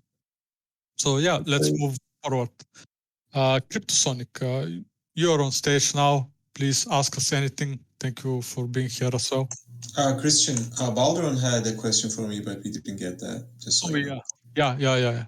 My apology. Baldron, please ask your question to me. Okay, so thank you for your comments, and Ardo, thank you for your time, and your whole organization for your IDO. I hope that it continues to be successful for you guys. Lumina, you mentioned earlier about a signed document, and I'm not really sure how that works in the metaverse, and I was wondering if you or if any of the other council members can expound on that, because I mean, we're in the metaverse. We're talking about the metaverse. We're talking about digital space, and you mentioned a signed document. And I just wanted to know if you could explain about that signed document and what it actually entails, because I wasn't really sure what all it entailed. But I'm very interested. Yeah, do you want me to take this one, Lumina? Yeah, I think I can answer on this. I'll ask something. Ardo, can you please drop the document? I was gonna actually, you know what? I'm gonna paste it to the Metaverse Council, but I don't know if Baldron can see the Metaverse Council or not. Can you post it in the general chat, which is general chat? Okay. Yeah. So thank you very much. And when it comes to the document that we have signed, yes, it's in the we can say that it's still in the metaverse type of world, because we don't have a physical copy of that contract, right? But it's still an agreement between everybody. We already had a legal team, which was conducted for a few meetings. We wanted to make sure that whatever we are signing, we are not signing something that can, for example, if the Interstellar Alliance and I personally do something illegal, how we can prevent the consequences to go to the rest of the members of this pact or alliance that we have formed between each other. And we were thinking all kinds of different scenarios on how we can prevent this type of issue to just, be like infection for the rest of the communities. And one of the best ways for this is to not be like a company, right? We are like an organization, but we are not a company. It's not non-profit, so there is not much of financially or legal interactions that we are making with the contract that we sign it. There is no clause for you are going to pay me this amount for this service, right? There is no such thing. So we are not going to conduct business through the this contract that or document that we sign it. Yes. We'll be doing it separately, right? Just like you're playing a normal game. You do not need to sign contract to do business with anyone. And it's the same for all of the organizations here. In the United Metaverse Organization, they can conduct business with everyone they want. They are sovereign entities. They can do as they please, as long as they just abide by the common sense rules that we're having. People can go to the general chat and they can check the link, which they can see that there is around 15 organizations currently signed it. And this is the articles that we signed it for. Just like I said before, we'll be continuing to update this document. More organizations will be joining us in the future. More accords can be issued and voted into the document, and some can be even removed if there is a reason for this. We want to make sure that whatever we are doing is very, very simple, right? Because some people don't want to read like hundreds of pages of white paper or something like this. Some people simply don't want to bother themselves with stuff like this. So we wanted to make sure that it's as easy and simple as possible for everyone. All right. I think this explains. Yes, thank you. Thank you very much for the questions and for being here. Sonic, your turn finally. Awesome. Thanks for having me, and thanks for hosting the meeting. It's been very interesting listening to everyone speak and all the topics. So I guess my question is kind of related to the actual ships that are currently released and ship purchasing strategies.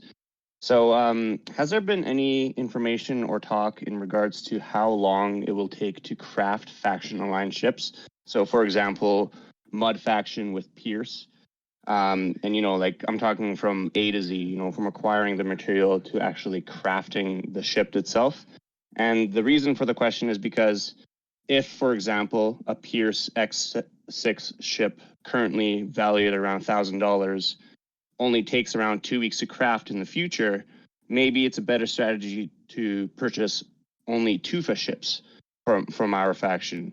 And just it kind of brings me to that second part of the question of, is there going to be a cost associated to crafting ships in the future as well? And is that cost going to be reflected to what a ship value is today? From what Michael told me personally, the capital ships will require around 1 year of game time. Yes, I per echo person, that. to be able to build yourself a capital ship. So in my personal calculations, right? For example, at the moment we know that we are gathering some kind of resources, Atlas, by staking our ships. In the future, we'll be, in a way, staking our mining claims somewhere, and we'll be getting resources. We will also have to get blueprints and the recipes, in a way, for all of the different components for each ship. My personal opinion is that capital ships, yes, one player can build one in 1 year. So is it worth buying them now? I highly suggest that it's better to consider that it's good to buy the ships now than build them later. And I'll say why. Because you need all kinds of different resources and blueprints that we still don't know where we can find. For example, some of the materials can be found only in the danger zone, which will not going to be available from the start of the metaverse. Right? True. And I would like to add something to that, Christian, if you don't mind. Sorry to interrupt. And also, as far as I know, all the ships that we buy, they come with all the components and the modules and everything. When these ships are crafted, they're going to be, they're not going to be empty, but you're not going to have the crew members, you're not going to have the modules. All these things needs to be crafted too, where we don't really know what type of materials are going to be needed for these extra modules and components. And to be honest, since all the materials and the resources are spread across the universe, where certain factions have more of the specific resources, but at the end of the day, all of these resources are spread to the entire universe. So, for example, if you are in the Oni faction, the Oni has the let's say gold, but the mod has a diamond. There is some diamond in the Oni faction too, but if there is like 5 gold, maybe there's only just 1 diamond. So since those materials will be scarce, it's going to take time. Plus, when the game starts, the 3D game, not in a 3D game, in the browser game too, when we start to do the crafting for the ships, remember the first blueprints that we're going to get are for the XX small ships. So we don't even know when are we going to get the blueprints for the small, medium, and large, and capital ships. There's that too. I'm sorry to interrupt, Christian. Go ahead. Okay, it was actually perfect. Yeah. Yes, Ardo? I was going to say, look at it like if you buy a car, right? If you're going to go to a car lot and buy a car for $30,000 already assembled versus you wanted to build a car from scratch, right? There's ways to do that. But let's say now you've got all of your stuff in, but you've paid shipping, you've paid all this other stuff. Now you need these tools to assemble these parts. You need the maybe rental space, a garage or whatever, to assemble certain parts. You may need to hire a technician to install the electronics. You may need these other guys over here who are going to drop in your motor. And so if you think of these ships, right, where are the resources going to come from? How much are they going to cost? What's your access to them? How long does it take to render all the resources you need? And then if the ship is coming empty, what are going to be the factoring costs to fill them out, just like the ships you can buy now? So I kind of equate the shipbuilding to a car build. You are going to pay way more to build a car from scratch than you would going down to the dealership and buying the car. I completely agree with Ardo. So it will be a lot more harder than we currently can think of. How hard is it? Because nobody built car from scratch, right? From the basic materials or something like this. So I'm pretty sure that the ships that are, for example, let's take under consideration the commander class ships, right? I don't think that a single player will ever be able to build one. Like if you start from zero and you need to, proceed to build the next ships, I don't think that it will be possible for one individual to build commander class ships, which God knows how much resources, crews, and everything else it will require. Maybe if you have big amount of funds ready to buy the materials and the rest of the blueprints, you'll be able to build it relatively faster. But if you start from scratch and you're planning to build from scratch, it will be extremely difficult. This is also one of the reasons that we gathered the United Metaverse Organization, because I'm pretty sure that even if it's one guild who want to build, for example, a commander ship in the future, it will be much more expensive for one organization to build it, rather than if they have like 10 different suppliers which can have competitive pricing. So, you get the best product for the best price, pretty much. Absolutely. So this is very important. The efficiency of how we will be building all of those ships, it will be possible only if we all work together, all factions, all of the organization. Maybe one day the Interstellar Alliance will not be able to provide iron for someone's ship, right? But for example, Coexist will have this chance, and they will be offering it in better price, let's say, or something like this. We'll be able to make a fixed price, but I think that it will be better if the price fluctuate, so we are actually competitive against each other as well, because it's healthy, right? It's very good to have competition. And this is also why there is like 2 or more government groups in each government, because you need opposition. You need someone to keep you in check. You need all of those organizations that are working together in order for government or any type of work environment to work. Even in big companies that are, let's say, making cars, they have like probably 50 different businesses who are supplying them with, from the small boats to the, to the wheels, or let's say the leather in the car. Like everything comes from somewhere else. And I think that whatever we're building at the moment, this is one of the best things. We will just have much bigger supply chain than currently our world. Everything is built in China. China stopped giving their, their supplies and tools and services, and the world stops. Or the price of the, for example, I'm very interested in the shipping business, and for my personal reasons.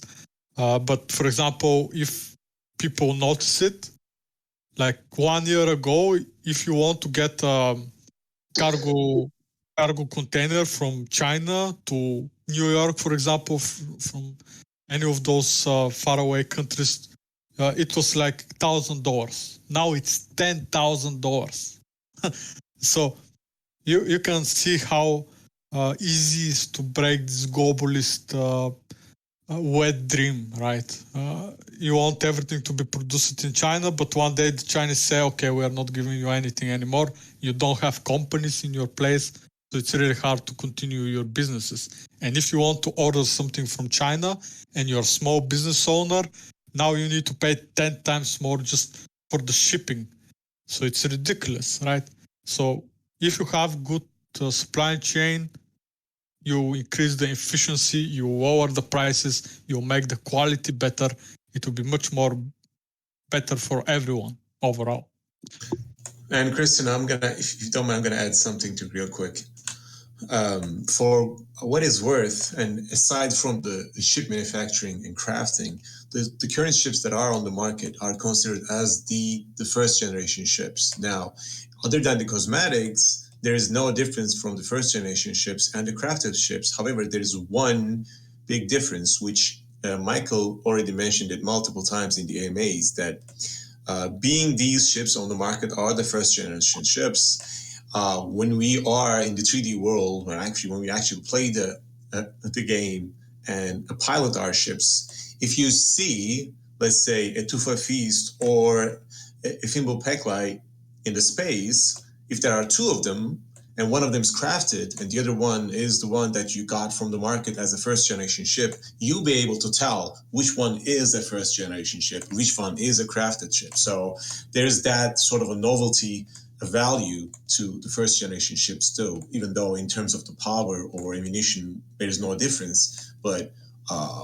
people in the space, when we're gonna have hundreds of thousands of millions of players, they will be like, hey, this guy bought this ship back in the day.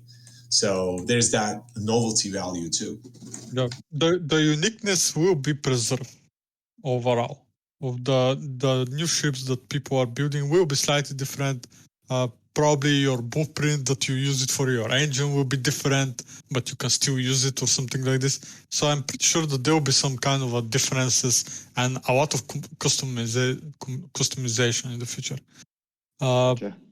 So yeah. I guess just to wrap it up, from my understanding, even though you are mud and Pierce is going to be easier to craft, it's still a benefit to purchase Pierce ships now compared to purchasing only Tufa, because you can craft Pierce ships in the future, kind of thing. That's what I'm gathering. So yeah, I think so. That I remember one lady that is conducting the meetings from time to time. Ashes, probably the community already know about her.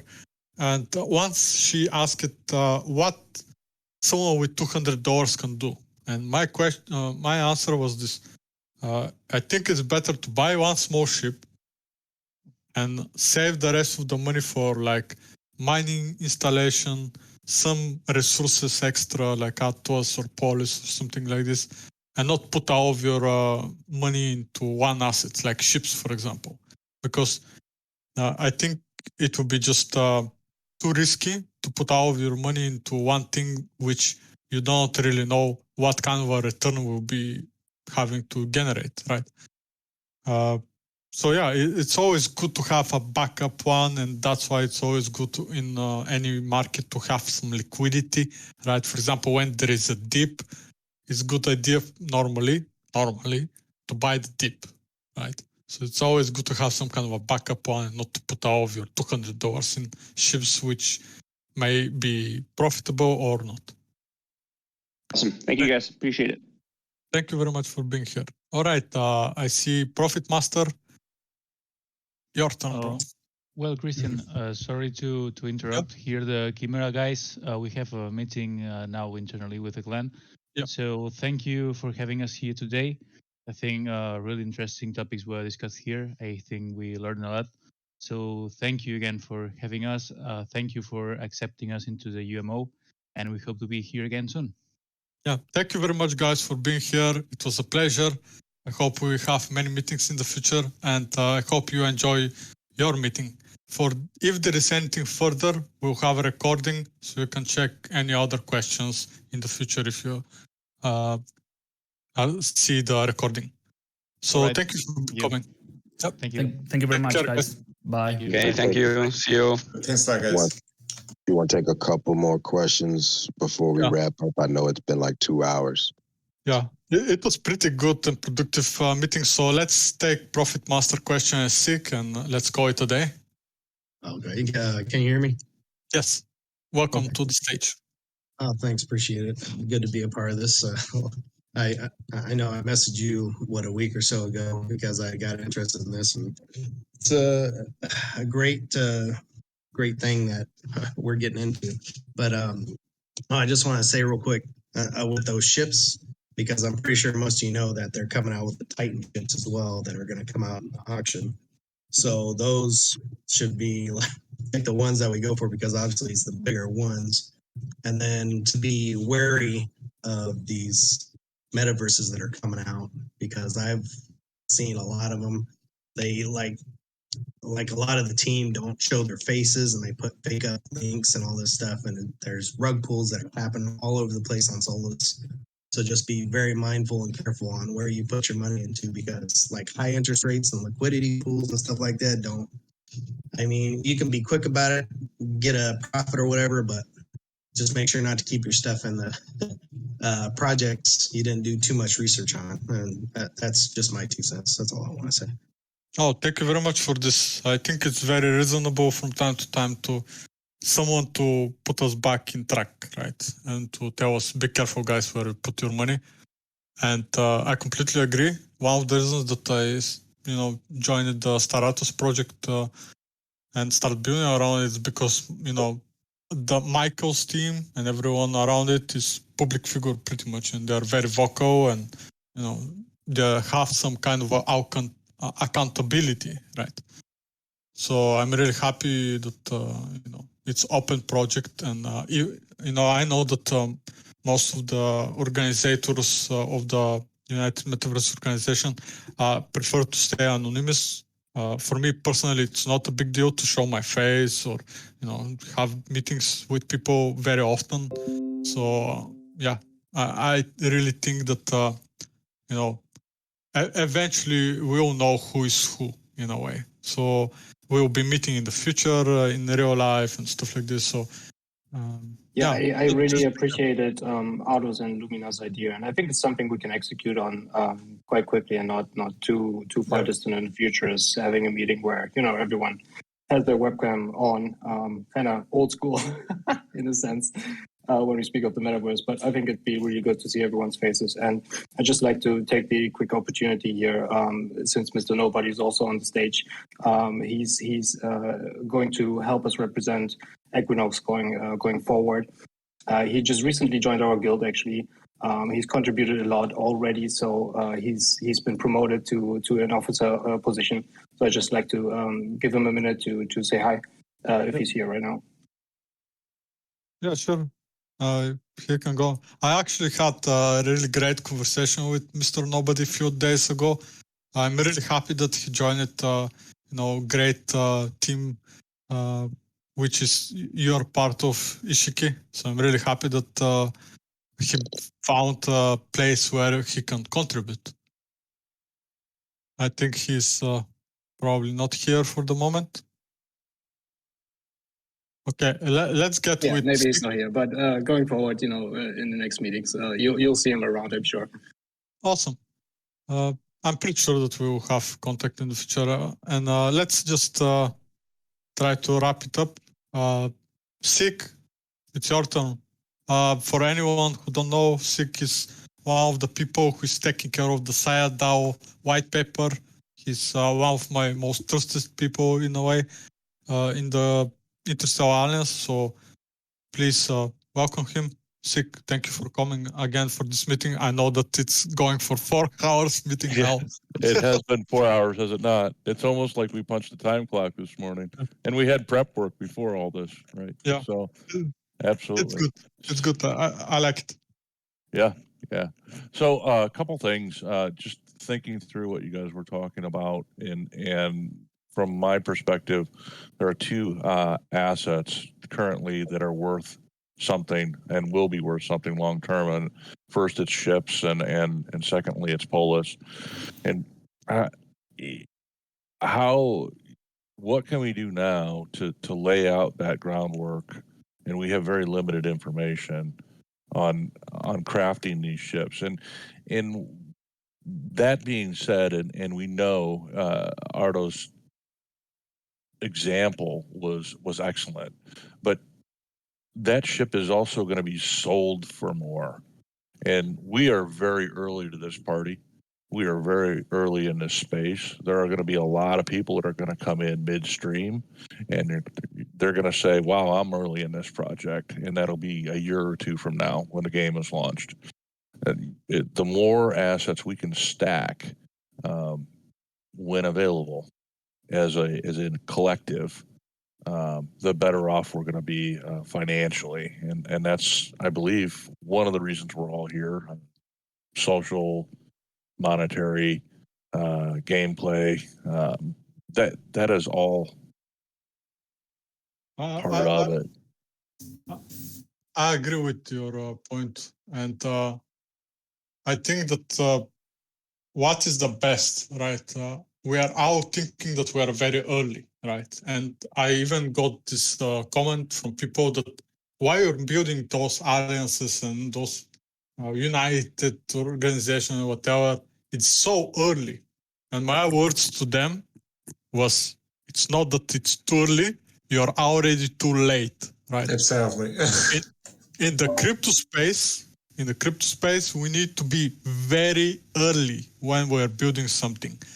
Because when you are only early, you're already too late, right? Someone built it before you, someone already, present the idea to someone, some team is already working, which you have no idea about.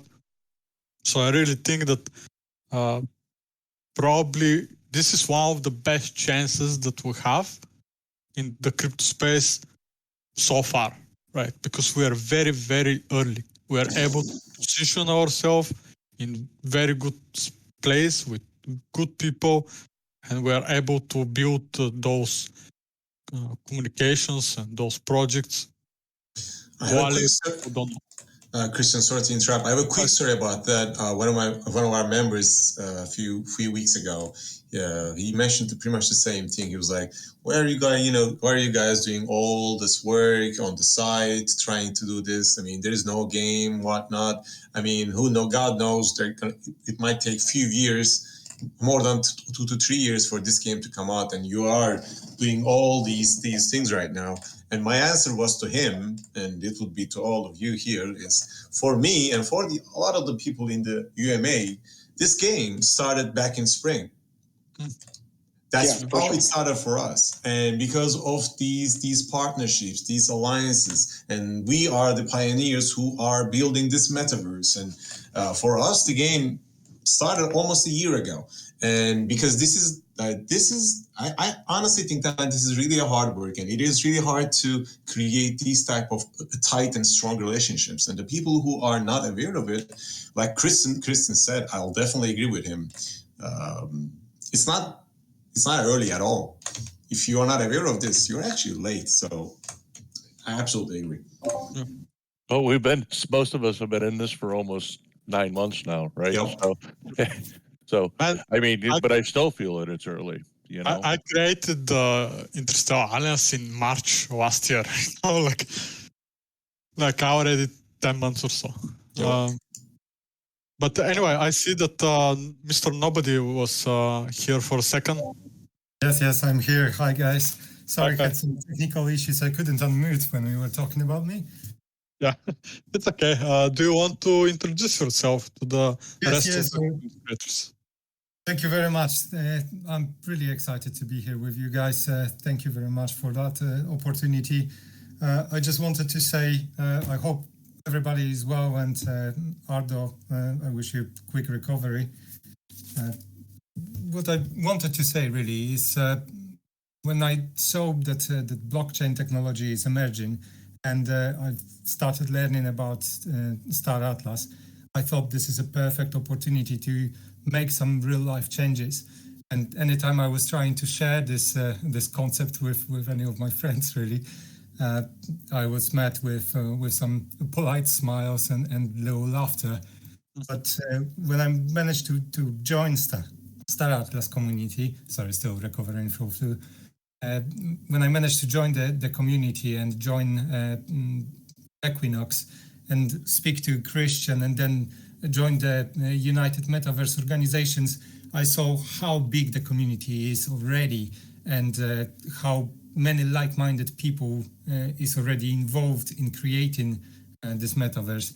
So I'm really excited to be here, and I just wanted you guys to know that if you pay attention to what's going on in the world, from little things like shopping, working, dealing with taxes and interacting with people every day, to what's happening on the geopolitical scene right now, it can be much. It can be, quite difficult to bear, and it can take a lot from people. Even people that are idealists, they can end up being cynical or even having some destructive tendencies.